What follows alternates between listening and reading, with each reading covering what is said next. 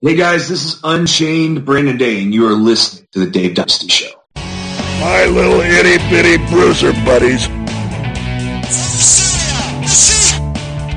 United States heavyweight champion, Brazil.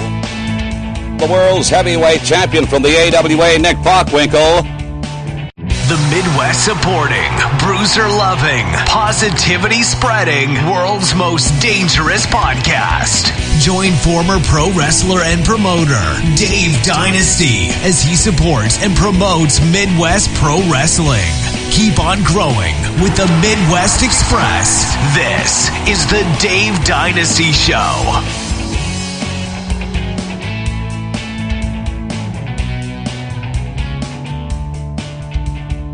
Greetings and welcome to the Dave Dynasty Show. I am your host, Dave Dynasty.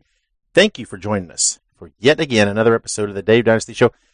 We got a great show for you, and we've got a few things that I got to get off my chest early on in this episode before we get to the heart of the matter here tonight, or today, on this episode. Before we do that, let's take care of a little business, right? Before I go on my tangent, so to speak, and vent. Let me take care of some business. One of our sponsors here on the show is PowerSlam.tv. Or not really a sponsor, it's a partnership with them. We fully support the works of PowerSlam.tv. They have over 100 independent wrestling companies on their streaming service. Well over 4,000 hours of content that you will want to see. Great professional wrestling from companies all over the world. A great representation of Midwest professional wrestling there. So go check them out and sign up. And when you do sign up, use the promo code Dynasty and you will get your first month's free. So you don't take my word for it. You can go sign up at powerslam.tv, use the promo code Dynasty, and get 1 month for free. Check it out for yourself, and you'll see that I am correct. I am right. Some updated shows that we will be attending, covering, etc., in the future. On August 7th in Indianapolis, Indiana, we intend to be at Upstart Pro Wrestling for their event there. September 7th, I intend to be in Chicago, Illinois for the Ring of Honor show covering that card. I just added October 12th, we will be in Crawfordsville, Indiana for New Generation Wrestling's Quest for the Cup. This is a 12-team tag team tournament. The Dave Dynasty Show is one of the sponsors for this event, and we will be there representing our show and watching a great night. I'm a sucker for tournaments. I am a sucker for tag team wrestling, so this is my kind of event. Again, that is October 12th in Crawfordsville, Indiana. And then on November 2nd, we will be back in Chicago, Illinois for Major League Wrestling's pay-per-view debut. That's an event you will want to see and you will not want to miss. Now, here in just a couple minutes, we got Joshua Gatton coming on.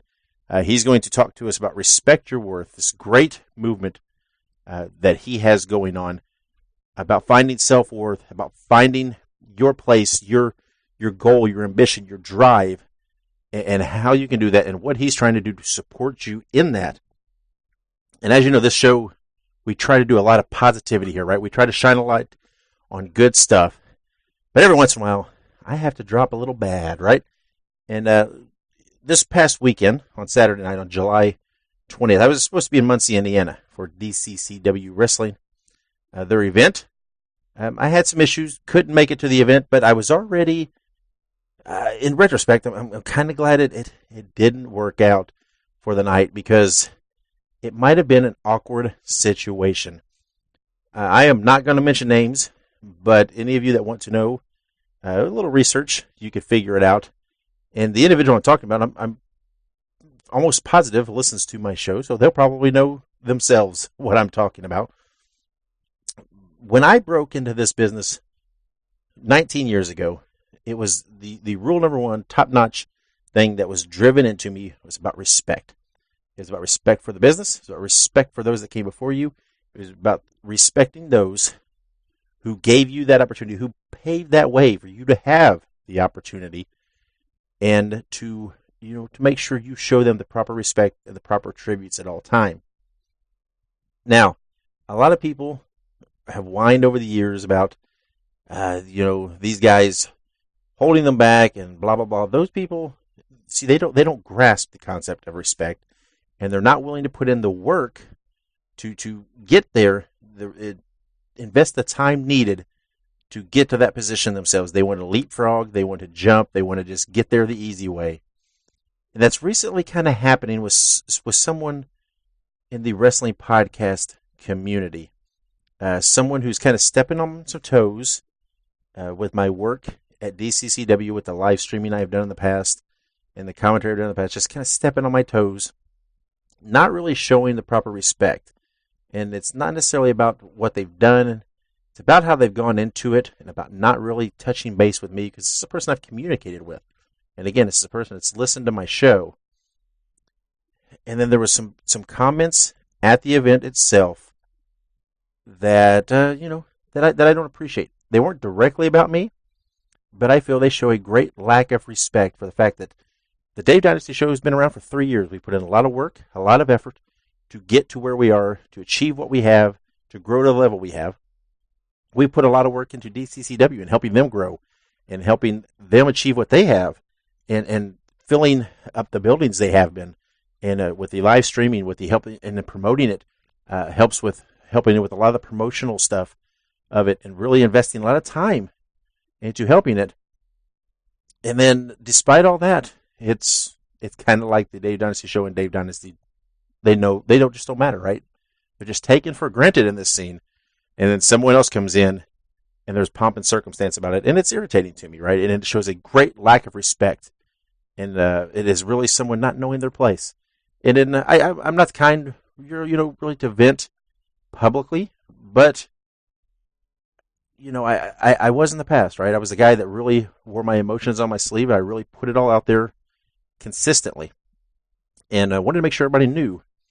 And with my age has come some wisdom, and maybe I've chosen to bite my tongue a time or two, but perhaps I'm in a position, and perhaps some of this is because I have bitten my tongue, right?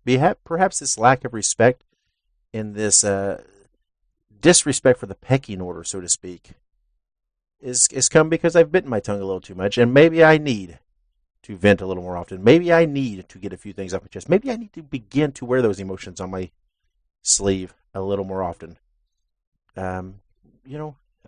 Perhaps Dave Dynasty has to dip into his past and get back to that place where I speak what's on my mind. So that's what I've done. This bothered me. This irritated. It made me a little restless.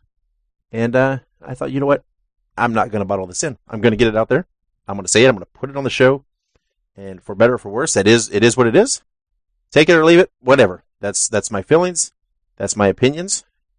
And like I said, this person that I'm referring to, they listen to my show quite regularly. I'm sure they're probably going to hear this, and if they don't, I'm sure it'll get back to them. And then that's fine with me. That's okay. My relationship still stands with DCCW. I intend to put in more work. I intend to be there at their August show and to do my thing. And so we'll see what happens, right? We'll see where this... I don't know. We'll see if this person responds to me. We'll see what this person has to say. I don't really care. It makes no difference to me. It's not going to affect what I do and how I do it. And it doesn't affect the content and the quality here of the Dave Dynasty Show. So now let's switch gears, right? And let's focus on someone that does show respect. And let's shine a light on someone who is all about showing respect to people and is all about helping people find some of their self-worth, about making their own opportunities, but doing it in a respectful, proper way that is necessary. Let's go to my co-host, Ike Isaacs, who spoke with Joshua Gatton from Respect Your Worth here for a few minutes. Let's talk with Joshua and let him tell us what this movement is all about. I'm your co-host, Ike Isaacs. Today, we are joined by Joshua Gatton from Recognize Your Worth. So, Joshua, we're just going to go ahead and jump right into it. So, tell listeners exactly what Recognize Your Worth is. Well, there's nothing to it, really. It's just a brand I decided to create because I was tired of people telling me what my own worth was, and I felt like my worth was a little bit more than what they were telling me it was, and I decided to create it and push it and help other people realize that they're able to determine their worth that they don't need to listen to somebody else tell them that they're not worth as much as they feel they are. Absolutely. And that's obviously a message to kind of start with, you recognize what you were worth, don't let anybody else tell you. So let me ask you, was there anything, something you came up with? But I felt I was deserved, and that was... But no, absolutely. Is on a very negative business and environment, unfortunately. So that's definitely, this is, I guess, in a bad way, it's a good place to kind of have those feelings of, hey, people aren't really valuing what I'm doing, and people aren't valuing what, you're trying to provide to the craft. So let me ask this, like you'd mentioned, that definitely huge beginning of this. But what kind of goals does the movement have that you started? Well, the main goal is to go back to, like,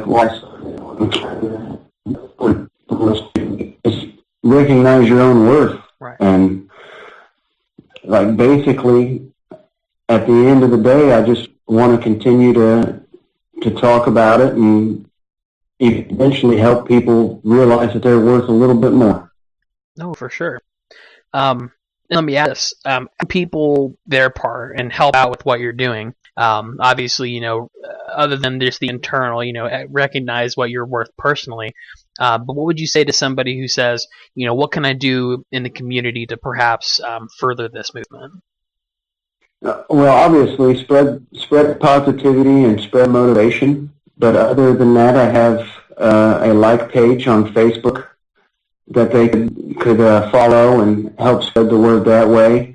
I have some merchandise out there that can help spread the word as well. And just really just banding together and helping everyone out instead of, I don't know the word I'm looking for, but really, like, instead of going into business for yourself, right, and just spreading the positivity and motivation. Don't encourage an environment tears down. Try and help everybody recognize their self-worth and push that. I mentioned your Facebook, but do you have any other socials out there where people will recognize? And I'm currently on YWREF, the only 3 platforms I'm currently. Those are definitely the big 3, of course. And then, and somebody did want to get some of them dice. Would they just go to your Facebook page, or how would you tell somebody to go about getting some of the merchandise for Recognize Your Worth? Well, currently they're working ring-wise. They're also available on book daily, things on Instagram as well. And I'm currently working on a web store. I'm not very tech-savvy, so I'm trying to still figure all that out right now. Absolutely, yeah. That's the big step, is having that web store, because I'm and those things are definitely hard to get on there. But yeah. So I guess one other thing for you, definitely with your message, and the little time that we've talked so far, the main message is spreading positivity, providing encouragement for people, and just in general, being positive as a movement. So let's say if we had somebody listening right now who may need some encouragement, whether it be wrestling-related or just in general, what would you say to them? I would just like to reiterate that you determine your own worth. And by that right there can really change how people see where their direction is in life. Sometimes you've been pushed to believe things that you may not necessarily believe in. And I just want to encourage them to... And that's definitely, I would say that's the best thing right there. Go your own route, do what you need to do, take your own path. So one last thing for you, because I know we've talked a lot about the movement, where people can find you online, where people go to buy your merchandise. But let me ask you, where can people find you shows? What shows will you be at in the near future that maybe somebody could drop by, say hello, get some merchandise? For the remainder of this month, show for a fellow wrestler's uncle who just recently passed away, and that show is held at the Supreme Arena next Friday, and I think doors open at 8 and the bell time's at 7. It doesn't really have a name as far as company-wise, but I'll be at New Era Wrestling in Shelbyville next Saturday on February 20th for that show. And then after that, I'll be in Riverdale, Illinois for a company called True Privilege Wrestling on the 27th of this month. And I'm positive that the doors open at 6 then too. And then on August 3rd, I'll be with Urge Wrestling in Columbus at Parkside Elementary School. And I think the doors also open at 6 for that too. All right, very awesome. So definitely seems like you have a very, very busy couple weekends here in front of you, but that's even better for people to come out and see you, of course. So real quick message to people who are listening. You know where to go see him online. You know where to go see his brand online, just the brand in general. You know where you can actually catch them out in the open there. You know, those wrestling shows book as well as their other social media. So definitely go do that so that you guys can keep towards with respect to Joshua. Definitely here on the Dave Dynasty Show doing the same because, like we said, wrestling can be a very negative place, fortunately, and I think one of the favorite things that Dave came up on here, and we appreciate what you're doing out there. I appreciate you guys. You again jumping on here, and then everybody there who is listening, like I said, go follow him on Facebook, guys. Go see him out there live and in person. But otherwise, of course, support independent wrestling. It is the lifeblood of wrestling, and we'll catch you later, man. All right, thank you.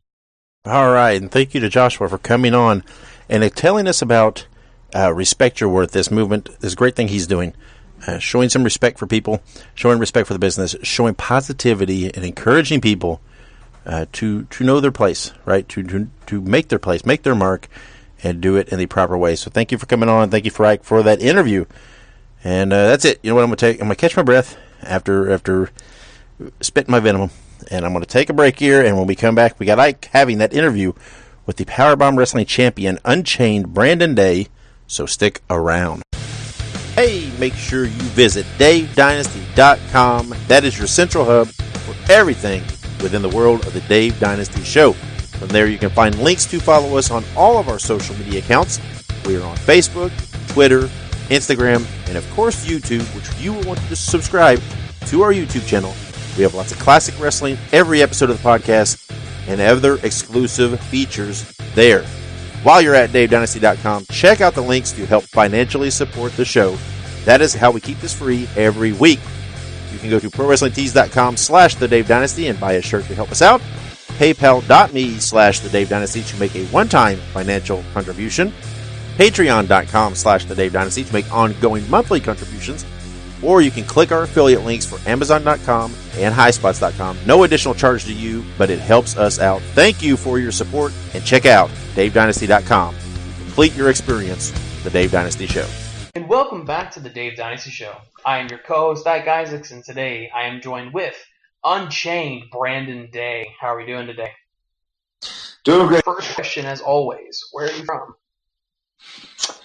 Originally, I grew up in a little town called Stuarts Draft.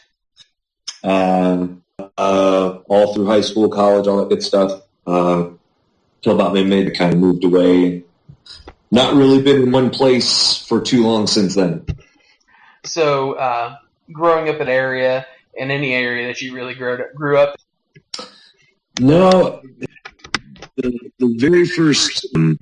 There's a video somewhere. I don't know if it exists anymore. There was a video at one time of my first one of those Buddy dolls, and I'm just sitting there waiting for somebody to get it out of the package. And when they finally hand it to me, I slam it on the floor to try to pin it. So pretty much all I've ever known or ever wanted to do is be a wrestler. Wow. So definitely, it's a deep-seated thing. It's not just like a new development.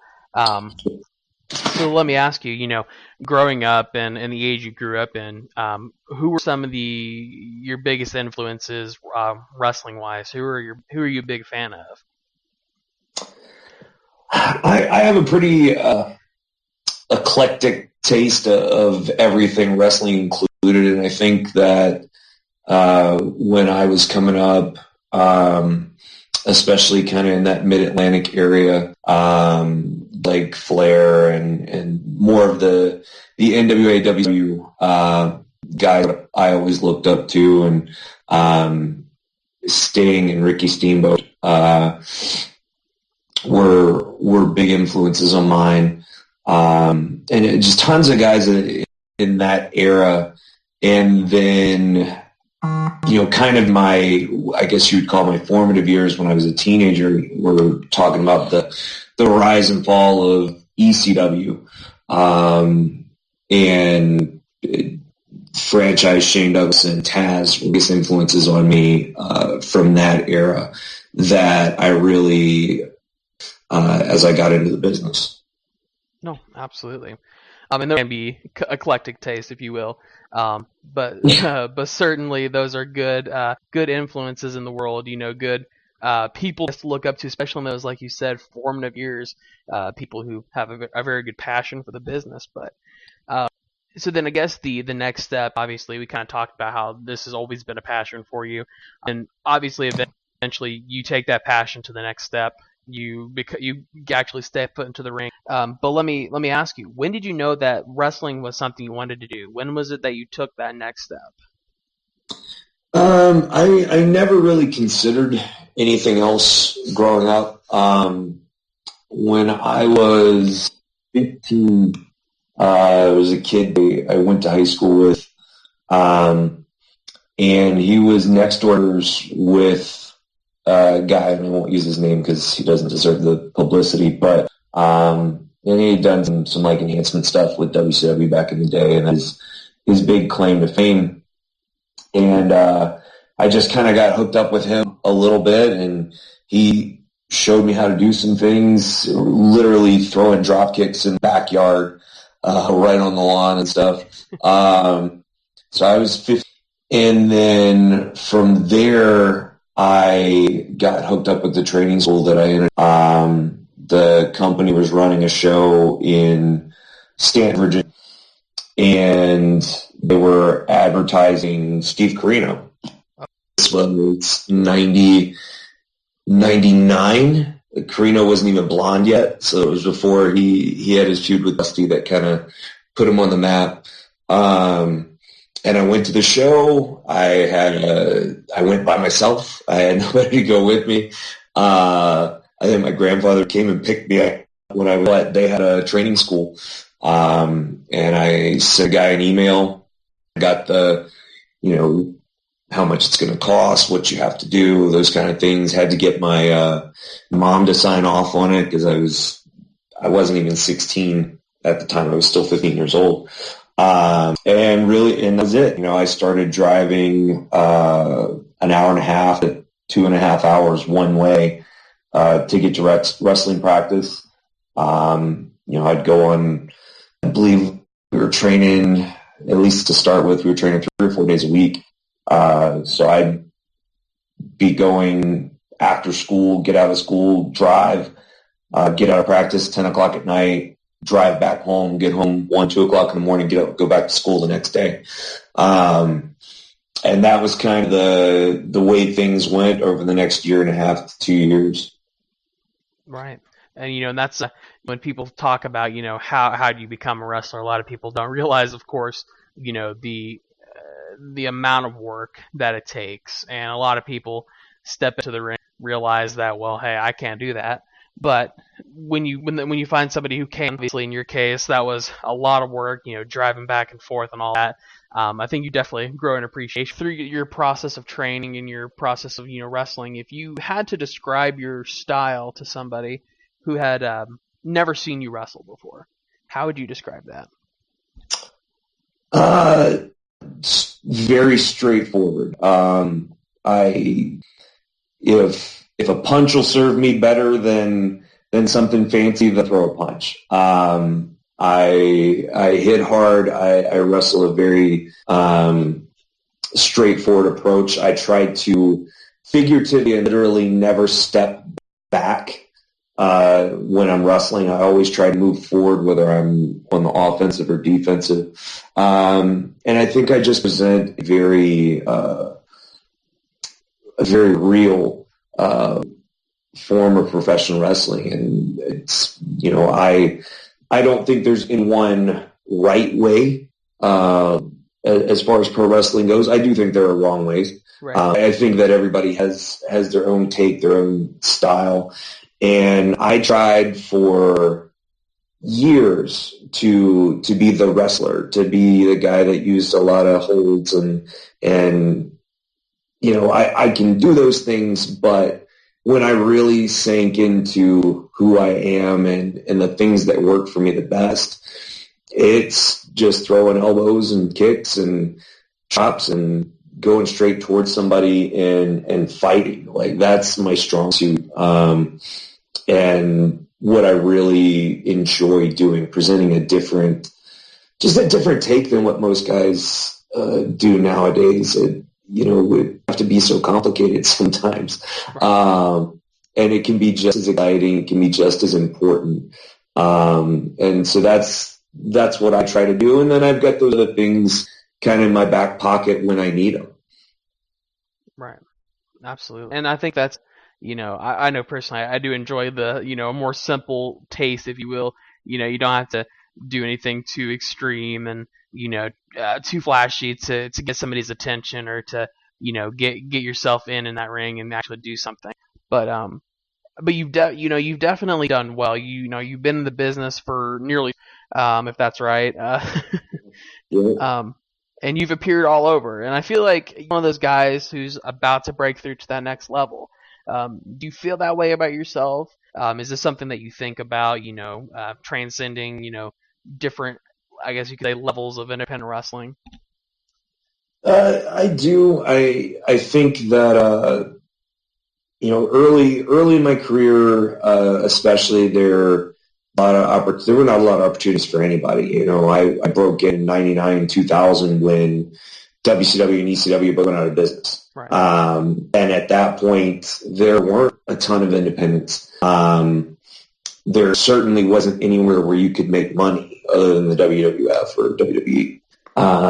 And for a long time, and I think guys today maybe don't understand it quite as much, but if you weren't a 6'5" bodybuilder that they could teach to wrestle, you weren't going to get there, period, at that point in time. So I feel like early on there weren't a lot of opportunities.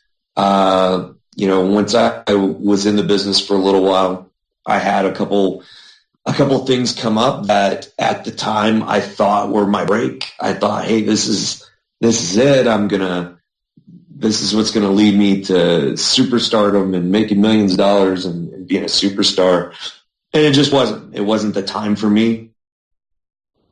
And the ups and downs and ebbs and flows of wrestling, I feel like I've kind of come full circle from there, where I understand what I do well, what I don't do well, and I understand what it takes. And I've managed to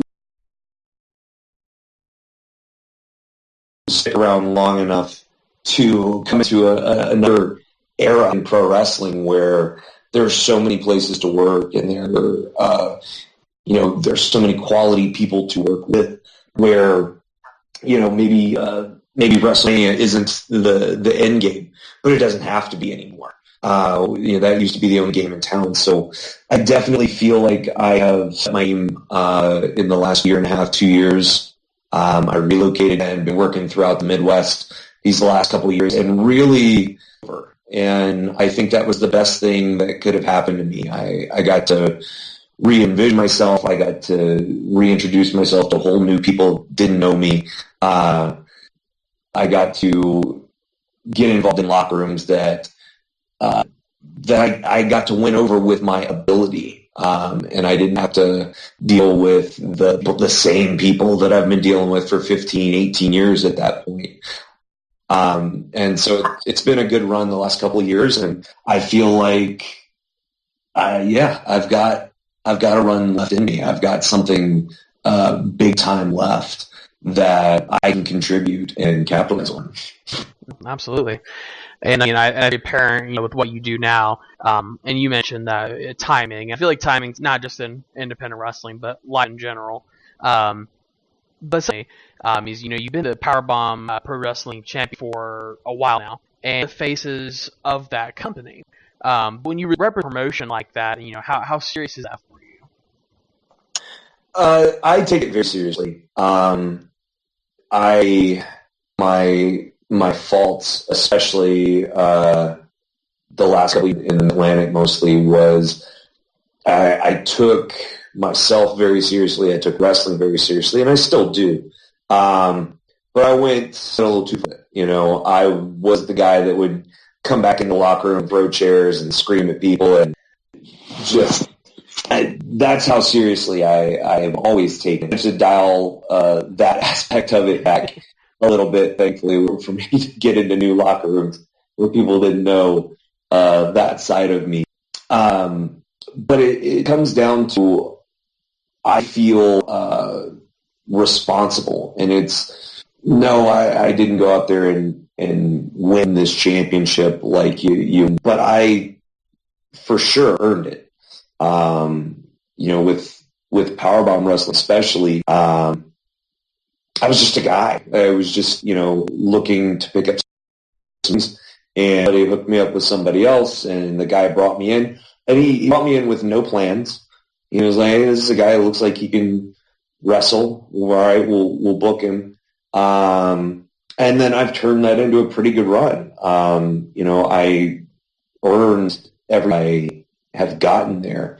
And I've done it by just trying to outwork everybody else. And I certainly not saying that I'm the greatest of all time, but I feel like if you're that guy or you want to be that guy, you have to outwork everyone else every single night. And that's just my attitude, whether it's doing interviews, whether it's wrestling, whether it's coming up with ideas that are different. I feel like if I'm not the one if I'm not outworking everybody else, then I don't deserve that title. I don't deserve that spot. Right. So I take it extremely seriously. And the wrestling business has kind of evolved to this point where there are a lot of guys in it that are not there they're there because they want to be wrestlers. They want to be involved in the wrestling business, and they're going to be a weekend warrior for their whole life. That's fine with them. And I'm okay with that. Like, if your goal is not to make this your lifelong career and feed your family off of it, great. You just can't get in the way of the people that is their goal, you know, that they are with their wrestling income. And so it's fun. If it wasn't fun, I don't think anybody would put up with it. But at the same time, when I show up, you know, it's time to go to work. And I expect everyone else to do the same. No, absolutely. And I feel like that's definitely a good, good attitude to have, is, you know, be there to be you, and, you know, don't let other people, you know, who aren't doing what you're trying to get in the way. But, you know, also, and something actually you mentioned earlier, you know, is the fact that this era of wrestling, I feel like, especially in the independent scene, it's pretty incredible. I feel like we're at one of the peaks of independent wrestling and wrestling in general. But also, you like you said, you moved to the Midwest area. You are participating in what I would say is probably one of the best independent scenes, you know, in the United States. So, with independent wrestling being super hot in the Midwest right now, do you pride yourself on being part of the scene?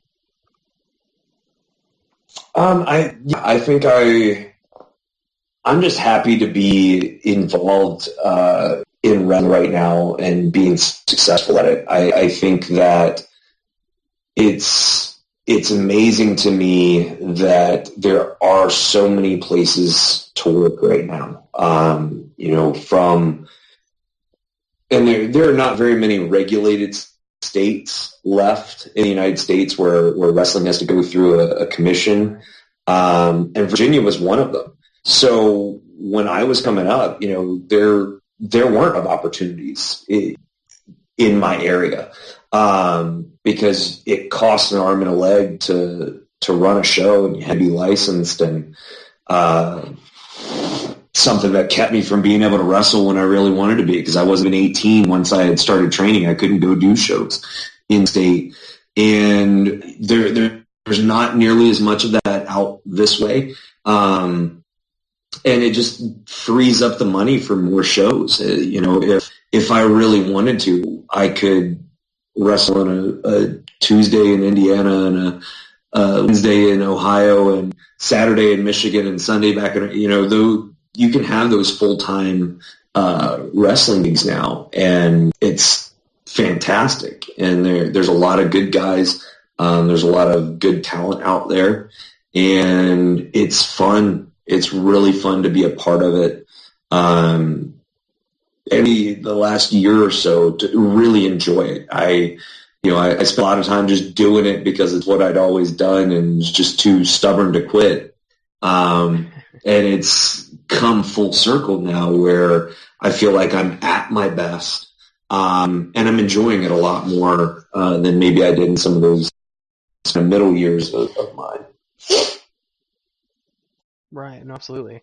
And, and I think that, without boasting too much about the Midwest, like you said, I feel like the Midwest has a lot to offer when it comes to independent wrestling. So, you're definitely in the race to have a renaissance, if you will.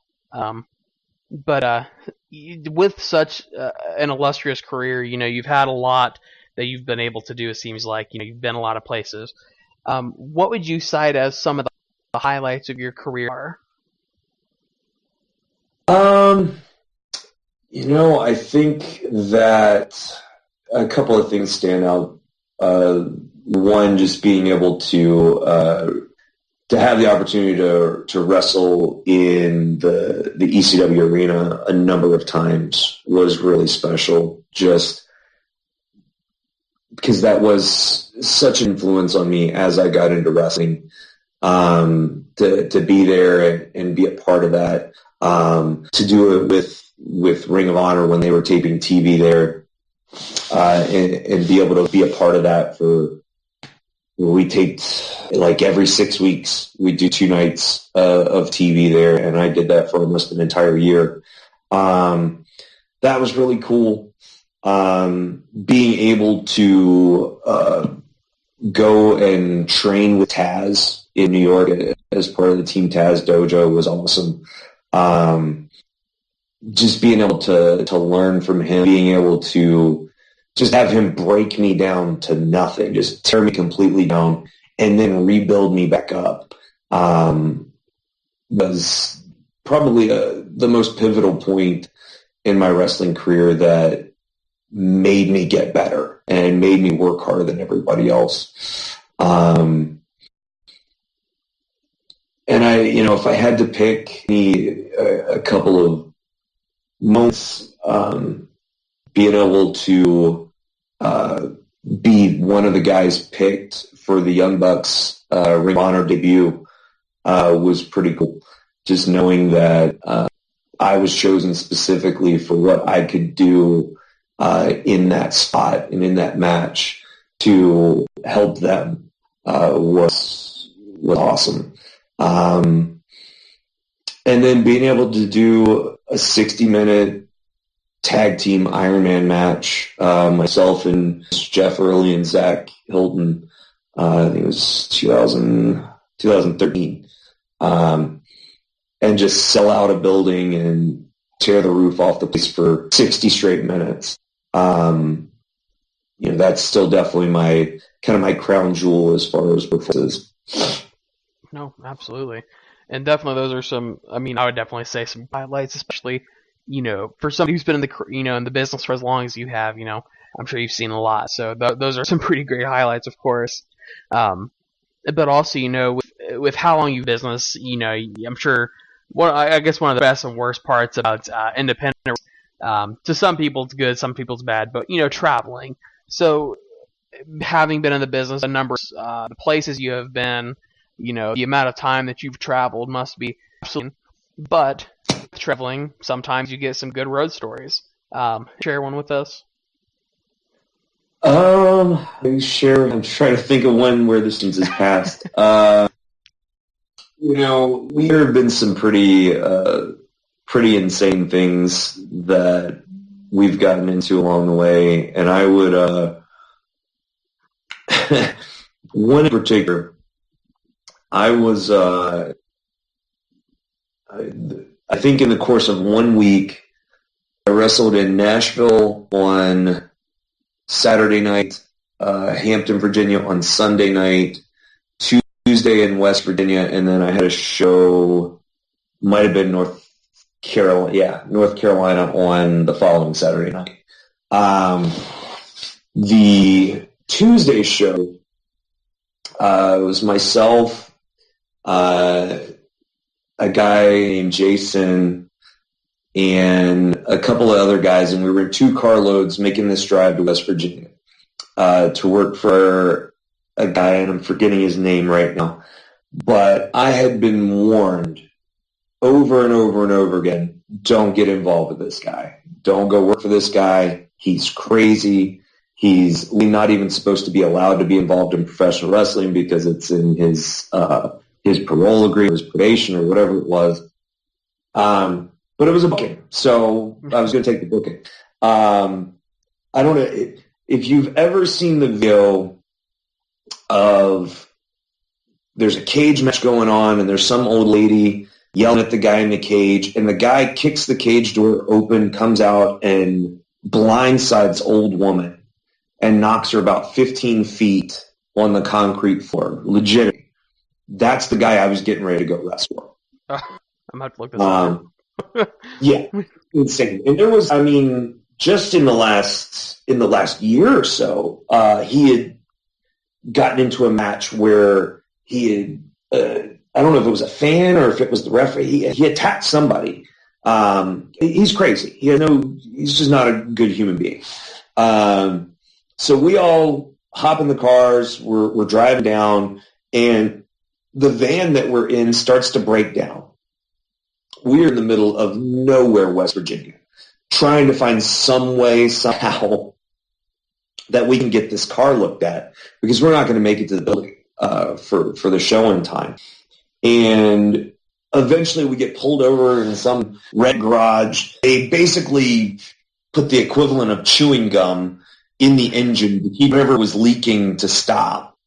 And we hop in the car, and we're going as fast as we can to get to the show. We get there. Me and Jason are booked to work each other, and the other guys were told if they showed up, they would get a match. So we're getting dressed, putting our stuff together in this tiny little room that's the locker room. The building was basically in a storefront, like in a strip mall. And the other guys are put into a tag match against each other. So there's a monitor, and they're going out there to do the thing, and we're putting our match together. I'm kind of looking at it out of the corner of my eye when the promoter kicks the door of the locker room in and starts screaming, "These fucking outlaw bullshit, no good, this outlaw bullshit wrestling, I can't believe this is on my show." And he starts pointing at this guy in the middle, and I don't remember his name, but the guy looked like 911 from back in the day. He was a big guy with long hair, leather jacket, like he was huge. He was a real big guy. Starts pointing at him like, "Get up there and you get him out of my ring and you hurt them. You hear me? You hurt each and every one of them." And I'm like, what the hell is going on?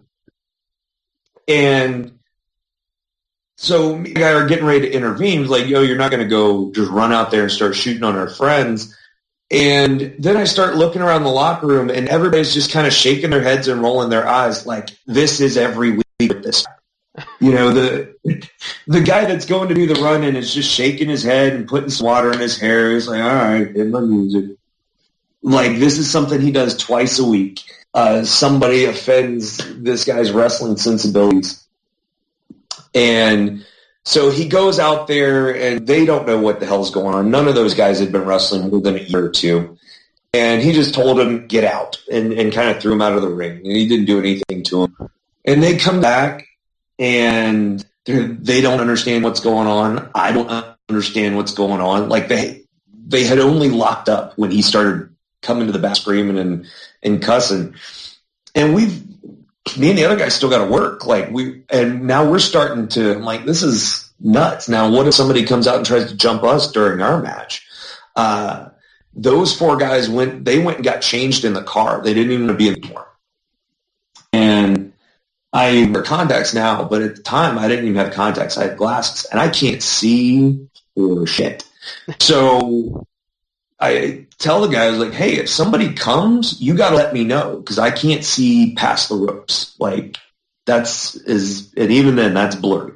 So we're wrestling our match, and life of me, I don't even know why, but I have him in a test of strength. And he's down on his knees, and he's selling it. And he just looks at me. He says, I'm scared, man. I'm scared. Man, nothing to be scared, whatever.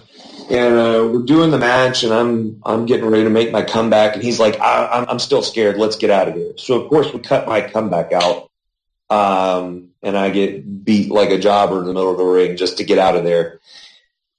Flash forward to about a half an hour later, we're getting dressed, just trying to get out of there as quickly as we can.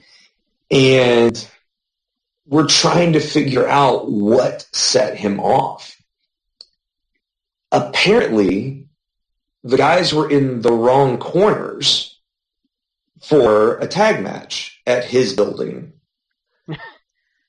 But his referee is the one that told them to go get in the corners they were in. So at this point, he's flipped back from crazy, angry bipolar to, we're going to make $1 million, guys. We've got a card game coming out. We're going to have TV and action figures. And I don't know how long I'd been in at that point, but I knew enough to know he was full of shit. Right. So we're getting our stuff and we're getting out of there, and we're getting ready to leave, and we're just kind of discussing because the other guys had been outside after the match the whole time. They didn't know what happened with our match. They didn't know the discussion that happened afterwards.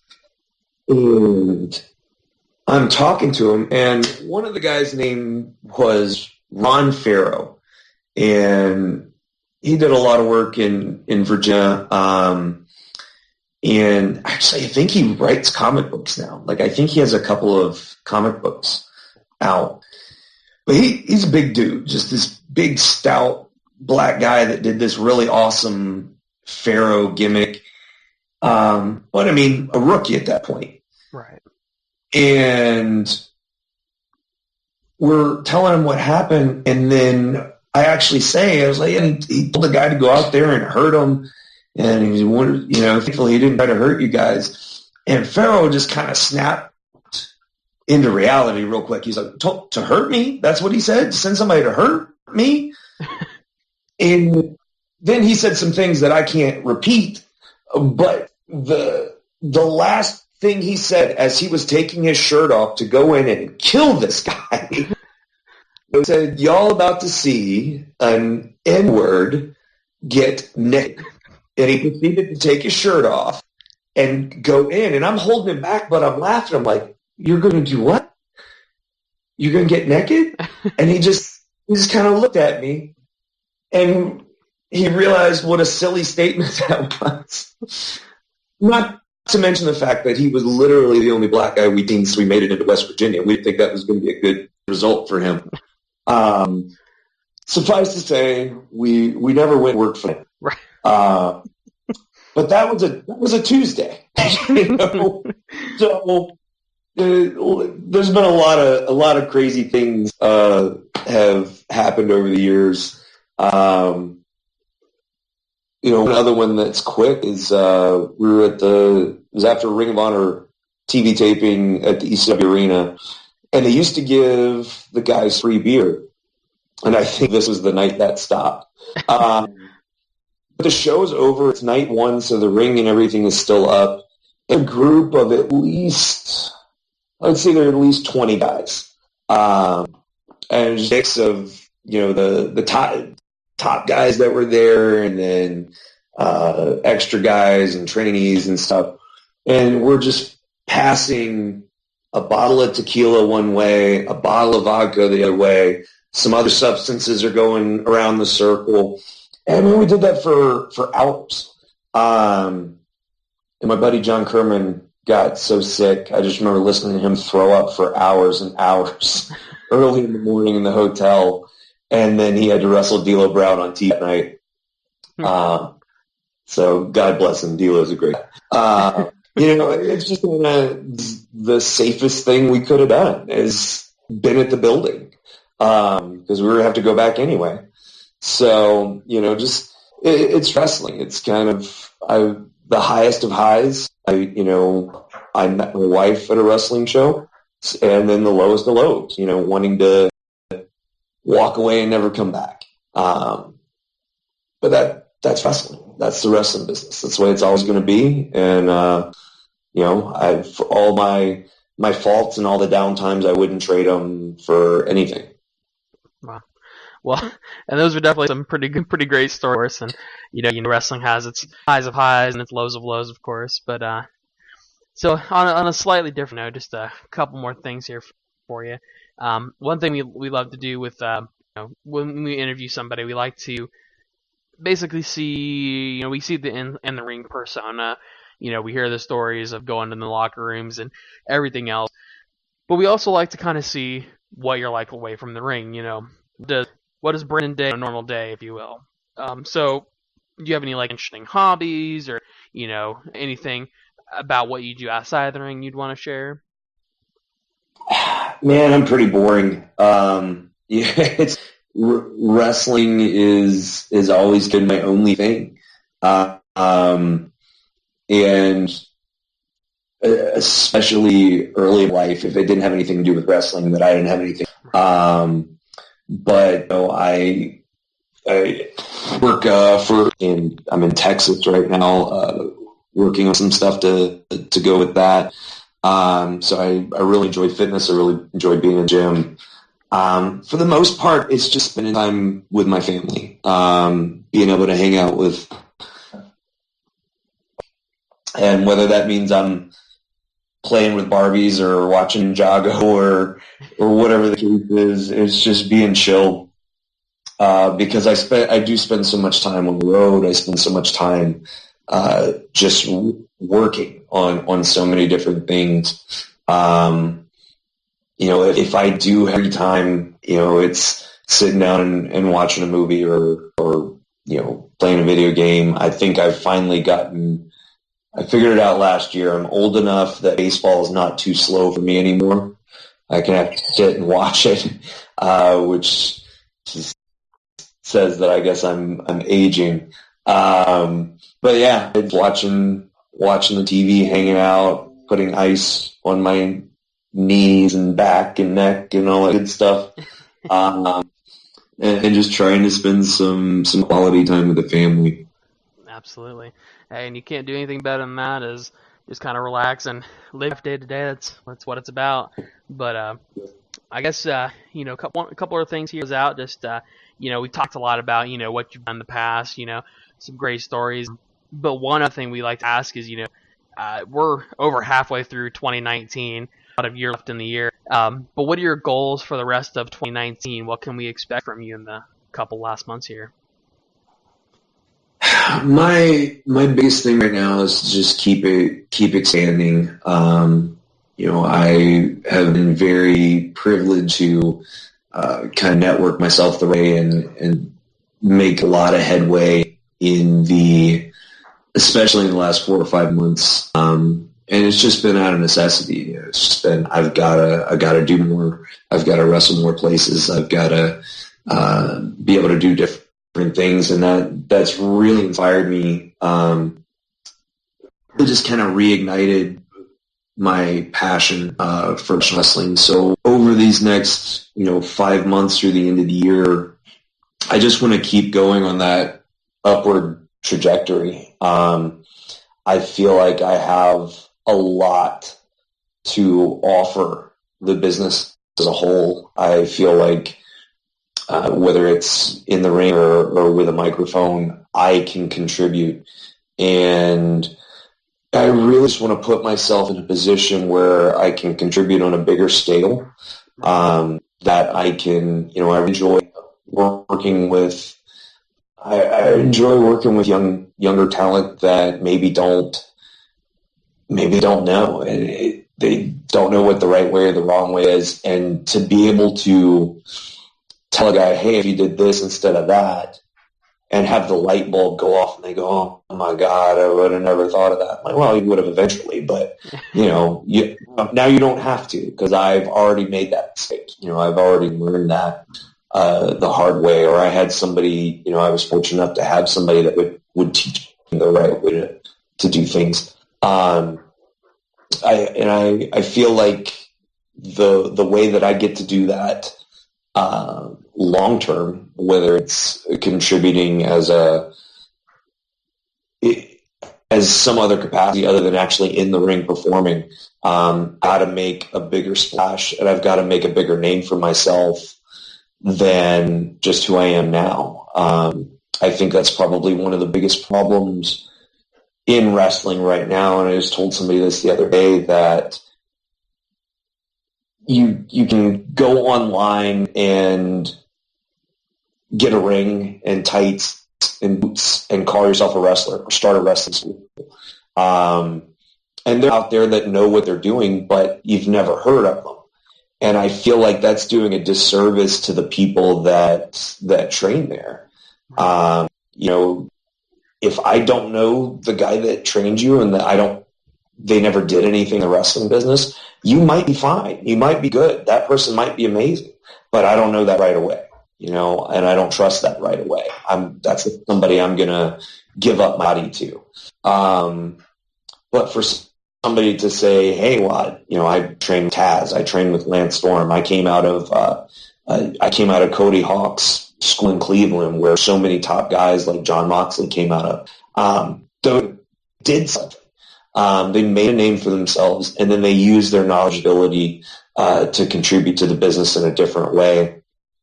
If I want to do that, I got to make that name. And right now, I feel like I'm on the top of my game. So I just need more opportunities in order to show that, in order to show what I can do as a performer, so that I can then continue to contribute when I'm not performing anymore. Right. Absolutely. Well, we're excited to see what you do for the rest of 2019, and we're super excited to see what you do in the future as well. But if anybody wants to keep up with you, see what you're up to, see what you're going to do next, do you have any social media where people can follow you? Facebook, Instagram, Twitter, anything like that?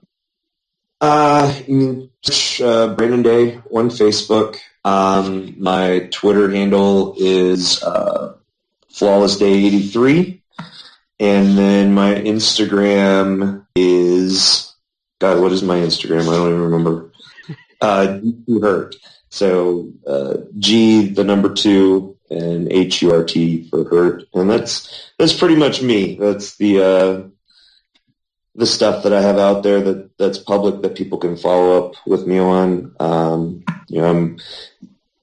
I post a moderate amount. I'm not on there all the time, but I do try to promote where I'm going to be next. Or I think the latest episode for Powerbomb Wrestling just got posted today from me wrestling Palmer Cruz last Sunday. So I've got that I'm posting on there. And then if anybody wants to see me somewhere, they need to point me in that direction. I'm always looking to go somewhere new. Always. Right. So. Absolutely. Well, there's nothing to do now. Everybody out there who is, listening to the episode, who wants to go see Brandon in action, definitely go check him out on all of his social medias. Go see where he's going to be next. But Brandon, thank you so much, of course, for coming on here, talking to us about your life, and just giving us an inside look on what you do. We definitely appreciate that, and all the time you've given us, of course. Yeah, absolutely, man. I really appreciate you guys having me on. No, absolutely. No, anytime at all. All right. Well, like I said, folks, go out there and go ahead and follow Brandon. And, of course, support independent wrestling. It is the lifeblood of professional wrestling.